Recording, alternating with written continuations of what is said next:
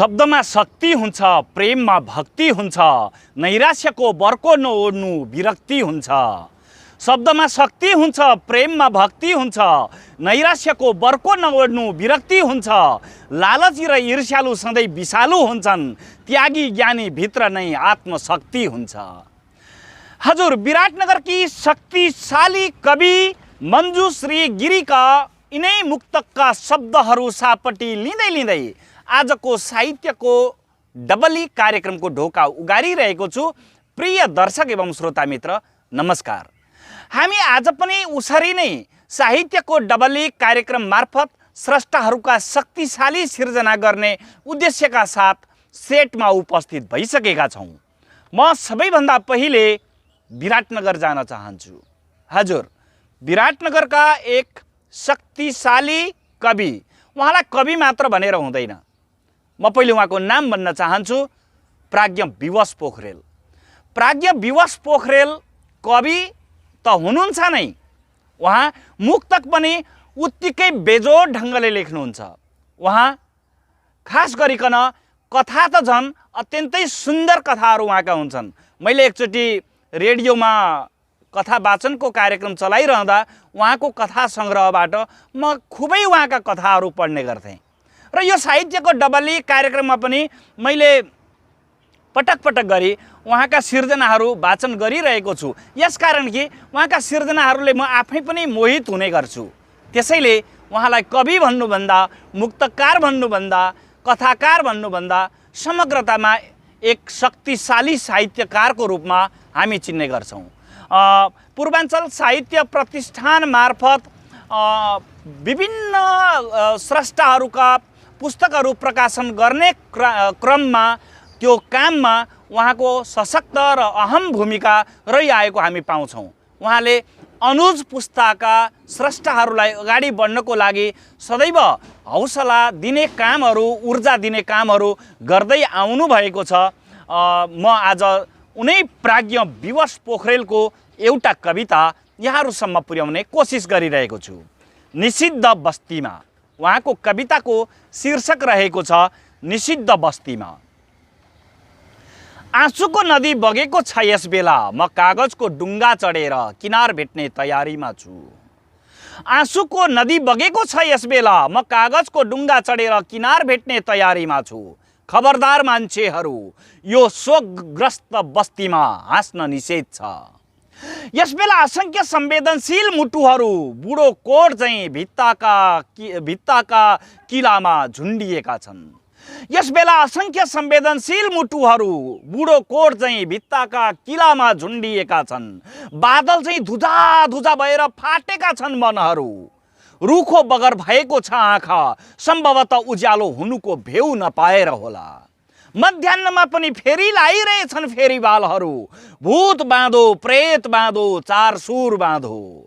मध्याह्नमा पनि फेरि लागिरहेछन् फेरिवालहरू, भूत बाँधो प्रेत बाँधो चार सुर बाँधो।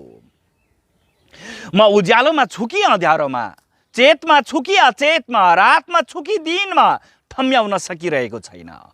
म उज्यालोमा छु कि अँध्यारोमा, चेतमा छु कि अचेतमा, रातमा छु कि दिनमा, ठम्याउन सकिरहेको छैन। हेर्छु प्रत्येक अनुहार कुहिरोले ढाकेको पहाड चाहिँ धमिला लाग्छन्। प्रत्येक आकृति बुख्याचा जस्ता लाग्छन्, गठेमङ्गल जस्ता लाग्छन्, लाखे जस्ता लाग्छन् र लाग्छ वर्तमान भर्खर लोग्नेको बर्खान्त सकेर आँगनमा झोक्राएकी एउटी विधवा चेली जस्तै लाग्छ। वर्तमान भर्खर लोग्नेको बर्खान्त सकेर आँगनमा झोक्राएकी एउटी विधवा चेली जस्तै समय उकालो हिँडिरहेको छ या ओह्रालो, समय उकालो हिँडिरहेको छ या ओह्रालो, बाटो हिँडिरहेको छ या कुबाटो, सब्ल्याटो हिँडिरहेछ या बिब्ल्याटो, अन्योलमा छु। आँसुको नदी बगिरहेको छ यति बेला, आँसुको नदी बगिरहेको छ यति बेला, म कागजको डुङ्गा चढेर किनार भेट्ने तयारीमा छु। खबरदार मान्छेहरू, यो शोकग्रस्त बस्तीमा हाँस्न निषेध छ। यो शोकग्रस्त बस्तीमा हाँस्न निषेध छ। हजुर, युग बोध गर्ने एउटा कविता प्राज्ञ विवश पोखरेलको कविता मैले यहाँहरूसम्म पुर्याएँ निषिद्ध बस्तीमा। म अब डायस्पोरामा जान चाहन्छु। डायस्पोरामा रहेर साहित्य साधना गरिरहनुभएका रक्ष राई, कवि रक्ष राई, मिजाज तेम्बे, दयाकृष्ण राई हुँदै म आज आएको छु जानु काम्बाङ लिम्बूको एउटा कविता लिएर।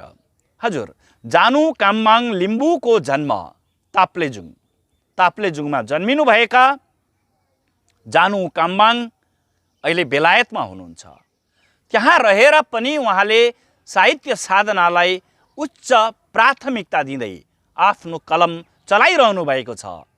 उहाँको कविता सङ्ग्रह रहेको छ शिविरमा ईश्वर, कथा सङ्ग्रह रहेको छ न उग्रेको जुन, गीति सङ्ग्रह रहेको छ आँसुको लय र 2वटा अनुभव र जानु नाम गरेका 2वटा गीति एल्बमहरू बाहिर आइसकेका छन्, सार्वजनिक भइसकेका छन्। म तिनै शक्तिशाली कवि जानु काम्बाङ लिम्बूको एउटा कविता यहाँसम्म पुर्याउँदैछु, बाको टोपी। उहाँको कविताको शीर्षक रहेको छ बाको टोपी। उहिले उहिले माग्ले थेगु ब्याएपछि, उहिले उहिले माग्ले थेगु ब्याएपछि उभिएको हो रे हाम्रो पनि मनमा आस्था र विश्वासको हिमाल। उहिले उहिले माग्ले थेगु उभ्याएपछि उभिएको हो रे हाम्रो पनि मनमा आस्था र विश्वासको हिमाल। मलाई मेरो देशको सगरमाथा र बाको शिरको टोपी उस्तै लाग्थ्यो। मलाई मेरो देशको सगरमाथा र बाको शिरको टोपी उस्तै लाग्थ्यो। हो, त्यो सगरमाथाको टोपी उभिन्थ्यो हमेसा बाको स्वाभिमानी शिरमा। सायद बाको शान थियो टोपी, बाको न्यानो थियो टोपी, बाको स्वाभिमान र गर्विलो पहिचान थियो टोपी। हाम्रा बा र बाको टोपी, हाम्रा बा र बाको टोपी हाम्रा निम्ति हिमाल थिए। तर बा ढलेपछि ढल्यो हाम्रो आस्थाको हिमाल। बासँगै बाको ढाका टोपीमा पोको परेर गए आमाका अधुरा सपनाहरू। बासँगै बाको ढाका टोपीमा पोको परेर गए आमाका अधुरा सपनाहरू पनि। चिर निद्रामा रहेका बाले उडेको श्वेत वस्त्रमाथि छरिए हाम्रा सारा हिम्मत, साहस र आदर्श पनि। टोपीको चोलुङसँगै ढल्यो हाम्रो मूल खम्बाको चोलुङ। बाको शिर उठाउने मुन्दुम र चोलुङ, उठाउने मुन्दुमसँगै पोको पारियो मुन्दुम। छुट्याइयो बार हाम्रो हंसको अंशबण्डा, छुट्याइयो बार हाम्रो हंसको अंशबण्डा। भुटेका धान याबोङहरू छरेर कहिल्यै नफर्कने बाटो लगाइयो बालाई। चिरेर घुङ्रिङ छुट्याइयो बार हामीलाई। ठोकेर सिलाम साकमाले छेकियो बाको बाटो, ताकि उनको आत्मा कहिल्यै फर्किएर नआओस्। हो, त्यसै दिनदेखि बा फर्किएर आएनन्। बिलायो मुन्दुमसँगै बाको छाया। तप्किए अनगिन्ती आँसुका थोपा आमाको आँखाबाट र बिलायो बाको न्यानो स्नेह खोज्दै उनी भित्रै। जलियो बासँगै बाको टोपी, उड्यो धुवासँगै माथि। अस्तायो जिन्दगीको आधा जुन र घाम। टुटेर झरे हजारौं रङ्गीन ताराहरू आमाको आँगनमा। धुवाँ भएर उडे बा, खरानी बनियो बाको टोपी। सम्झनामा झुन्डियो बाको पुरानो तस्बिर। लेखियो चौतारो किताब ढुङ्गामा बाको नाम स्वर्गीय ... जन्ममिति ... स्वर्गारोहण मिति ... आज त्यही चौतारोमा भरिया दाइले बिसाएर दुःखको भारी पुस्दै होलान् पसिनाको नदी। आज त्यही चौतारोमा भरिया दाइले बिसाएर दुःखको भारी पुस्दै होलान् पसिनाको नदी। हाम्रा बाले जस्तै मैलो टोपीले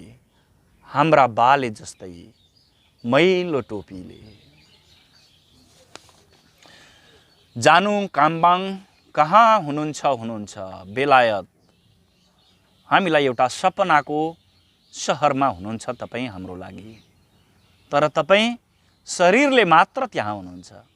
सिङ्गो मनले यो नेपाल भूमि र आफन्तजनलाई स्पर्श गरिरहेको छ। सलाम जानु। म डायस्पोराबाट फर्किएर आएँ र सिधै विराटनगरमा आएँ। शब्दले विराटनगरमा हुनुहुन्छ अग्रज स्रष्टा दाजु रामबाबु दाहाल। म रामबाबु दाहालको एउटा यो लकडाउनले पीडा दिइरहेको सन्दर्भमा लेखिएको कविता एक प्रहर यहाँहरूसम्म पुर्याउन चाहन्छु। स्तब्ध समय मानौ आँधीमय मृत्यु, स्तब्ध समय मानौ आँधीमय मृत्यु, शोकाकुल क्षण अर्को प्रहर पर्किरहेछ। मौनता बाचाल छ, ओठमा शून्यता प्रकट रहस्य।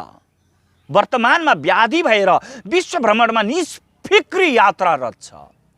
मिची मिची हात धुनु, भिडभाड नगर्नु, घरबाटै ननिक्लिनु, सामाजिक दूरी कायम गर्नु।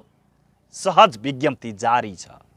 मुख थुतु नौटोले थुनेकै छ, बढ्ता बोल्ने होइन। पेट खोक्लिँदैछ, जे भएको जो सकिँदैछ। इम्युनिटी पावर रासोन्मुख छ, तर पनि हाम्रो सरकार छ। रहेछ। थाहा यसरी पाइयो कि यो अवधिमा 10 अरब खर्च भइसकेछ र नै त सरकार रहेछ, नत्र सरकारविहीन जनता झन् धेरै मरिसकेका हुन्थे। चुत्थो 10 अरब रकम कोरोना देवीका अगाडि भेटी केही होइन। हो त सरकार खर्च गर्न उद्धत छ।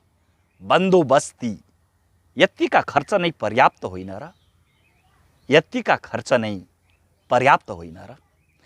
हजुर, एक प्रहर कविता दाजु रामबाबु दाहालको कविता मैले समसामयिक सन्दर्भमा लेखिएको कविता यहाँहरूसम्म पुर्याएँ। म शब्दले इनरुवा पुग्न चाहन्छु र बल्ल बल्ल आज अग्रज स्रष्टालाई साहित्यको डबली कार्यक्रममा शब्द मार्फत ल्याउन पाएको छु। दाजु सागर तिमिल सिन्हा इनरुवा 3 मा बसोबास गर्नुहुने अग्रज स्रष्टा सागर तिमिल सिन्हा, जसले एउटा खण्ड काव्य प्रकाशन गरिसक्नु भएको छ मुक्ति युद्ध, र एउटा कविता सङ्ग्रह उहाँको सार्वजनिक भइसकेको छ सिमसारकी रानी। 2034 सालमा नेपाल पोस्ट पत्रिकामा अबलाको व्यथा नाम गरेको सिर्जना प्रकाशन भएपछि उहाँले त्यहीँबाट लेखनको आरम्भ भएको बताउनुहुन्छ। उहाँ विभिन्न सङ्घ संस्थाहरूबाट सम्मानित र पुरस्कृत हुनुभएको छ। म अग्रज स्रष्टा प्रिय दाजु सागर तिमिल सिन्हाको एउटा कविता यहाँहरूसम्म पुर्याउन चाहन्छु। नियति। उहाँको कविताको शीर्षक रहेको छ नियति। जति हिँड्छु त्यही पाइला भरिको जमिन, र जहाँ बस्छु त्यही टाउको भरिको आकाश, अनि वंशजको एउटा नागरिकता। जति हिँड्छु त्यही पाइताला भरिको जमिन, र जहाँ बस्छु त्यही टाउको भरिको आकाश, अनि वंशजको एउटा नागरिकता। यति नै हो मेरो सम्पत्ति। मैले झुटो बोलिन, बेइमानी गरिन, आस्था र इमान बिक्री भएन। मैले झुटो बोलिन, बेइमानी गरिन, आस्था र इमान बिक्री भएन। नपत्याए तपाईले अपिल गर्न सक्नुहुन्छ, रत्तीभर बदलिएको छैन मेरो नियति। हजुर, आकारले छोटो, स्वाभिमानले उँचो कविता दाजु सागर तिमिल सिन्हाको कविता नियति मैले यहाँहरूसम्म पुर्याएँ। म अब यति बेला शब्दले विराटनगरमा छु र विराटनगरमा साहित्य साधना गर्न तन्मयताका साथ लागिरहनु भएको स्रष्टा हुनुहुन्छ लक्ष्मी रायमाझी। लक्ष्मी रायमाझीको एउटा कविता म यहाँहरूसम्म पुर्याउन चाहन्छु। प्रेम। उहाँको कविताको शीर्षक रहेको छ प्रेम। नदी जस्तै होस्, बगिरहोस्, बहिरहोस्। नदी जस्तै होस्, बगिरहोस्, बहिरहोस्। धमिलो भइहाल्यो भने एकैछिनमा सङ्ली हालोस्। ठ्याक्कै नदी जस्तै होस्। माटो जस्तै होस्। माटो जस्तै होस्, स्थिर, शान्त, सहनशील होस्, फोहोरबाट पनि उमार्न सकोस् अन्नका बालीहरू। ठ्याक्कै माटो जस्तै होस्। रुख जस्तै होस्। रुख जस्तै होस्, आफूले घाम तापेर पनि अरूलाई शीतल दिइरहोस्, सृष्टि चलाउन नयाँ मुना पलाइरहोस्। ठ्याक्कै रुख जस्तै होस्। प्रेम नदी जस्तै होस्। प्रेम माटो जस्तै होस्। प्रेम रुख जस्तै होस्। अत्यन्तै शक्तिशाली कविता, छोटो आकारको भए पनि अत्यन्तै शक्तिशाली कविता लक्ष्मी रायमाझीको कविता मैले यहाँहरूसम्म पुर्याएँ। प्रेम। यसरी स्रष्टाहरूका सिर्जनाहरू वाचन गर्दा गर्दै आजलाई कार्यक्रमबाट बिदा हुने बेला भइसकेको छ। प्रिय दर्शक एवं श्रोता मित्र, साहित्यको डबली कार्यक्रम कस्तो भइरहेको छ? यहाँका अमूल्य सुझाव र प्रतिक्रियाहरूलाई शिरोधार्य गर्दै हामी अगाडि बढी नै रहेका छौँ। यहाँका शक्तिशाली र सुन्दर सिर्जनाहरू म भोलि र आउँदा दिनहरूमा पनि वाचन गर्ने नै छु। यो कार्यक्रमका सन्दर्भमा लाइक, कमेन्ट, सब्सक्राइब र सेयर गरेर यहाँहरूले अवश्य नै मद्दत गर्नु नै हुनेछ। आजलाई भने प्रविधिमा साथ दिने नितेश गुरागाईसहित साहित्यको डबली कार्यक्रमको प्रस्तोता तपाईँको बर्बरिक भोलिसम्मको लागि ओझेल पर्न चाहन्छौँ। जदौ।